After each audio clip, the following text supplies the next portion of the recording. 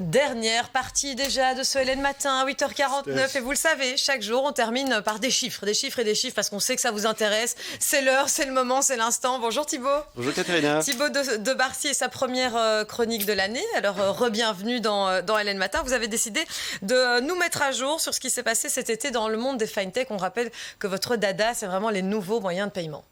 Entre autres. Et alors en fait, ce dont je vous parle aujourd'hui, c'est le passage de l'open banking à l'open finance. Et on va aussi parler de Buy Now Pay Later. Open banking. Ouais, open banking, open finance. PSD2. On s'y retrouve plus, ça veut dire quoi finalement? Alors je vous réexplique. Open banking, c'est le fait que, grosso modo, vous partagez avec des acteurs financiers qui ne sont pas votre banque les données de votre compte à vue pour qu'ils puissent vous proposer des services. Mais donc, en grosso modo, ça concerne votre compte à vue, donc les paiements. Open Finance, c'est l'étape d'après, donc c'est tout votre univers financier, vos placements, votre épargne, vos crédits, vos assurances vie. Et donc, voilà, c'est un passage à gérer. Et donc, qui se dirige plutôt vers l'Open Finance? Ça, c'est l'Union européenne. Voilà, donc l'Union européenne, elle a fait son boulot sur l'open banking avec la PSD2, mais il y a quand même 2-3 choses à corriger. Entre autres, le chiffre du jour, c'est que sur toutes les boîtes d'open banking en Europe, 40% sont au Royaume-Uni. Donc, il y a quand même un petit retard dans l'Union européenne, il y a 2-3 trucs à corriger. Est-ce que le retard est dû au GDPR?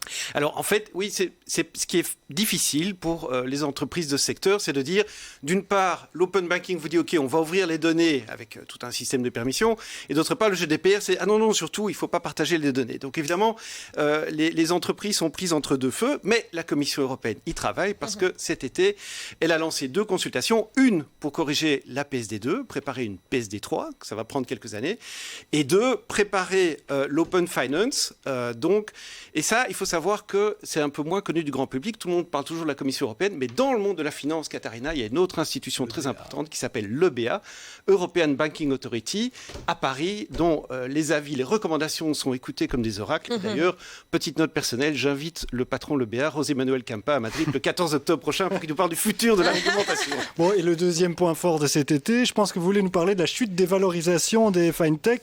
Difficile de passer à côté. Ah ça. oui, ça c'est clair. Alors surtout dans le Buy Now Pay Later dont on a beaucoup parlé, donc c'est le paiement fractionné. Alors Klarna qui à l'occasion de son dernier tour de financement, Non coupable. on en a pas mal parlé dans les chroniques précédentes, donc c'est le fait de pouvoir payer en plusieurs fois sans intérêt, 3 ou 4 fois, oui, vous vous rappelez. Oui, il y a eu 2 mois de congé, hein, Thibaut. Voilà, Il faut exactement. laisser un peu le temps quand même. Klarna était valorisée en fonction de ses tours de financement précédents à 45 milliards. Là, elle descend à 6 milliards. Et son concurrent américain, qui lui est coté, qui s'appelle Affirm, sa cotation a diminué de 80%. Donc 80%, c'est beaucoup. Bah oui, et ça, c'est justement, ça fait partie des chiffres qui nous interpellent. Pourquoi est-ce que tout d'un coup... Eh bien, parce que les taux d'intérêt augmentent. Et on parle quand même d'un paiement fractionné. Alors, évidemment, d'une part, vous l'avez vu, les taux d'intérêt augmentent, le Nasdaq est corrigé. Le Buy Now Pay Later est encore plus corrigé que les autres. Alors, quand même 2 choses. Évidemment, le modèle pourrait ne pas tenir à terme, puisque quand on parle de crédit en plusieurs fois, si les taux d'intérêt augmentent, ce crédit pourrait ne plus être gratuit ou tout à fait gratuit demain. Mais ne vous y trompez pas, Klarna et ses concurrents vont très bien, parce que le service est toujours très apprécié, et ils n'ont jamais été aussi populaires chez les consommateurs. Consumérisme. Dites donc, on a failli avoir peur. Merci beaucoup.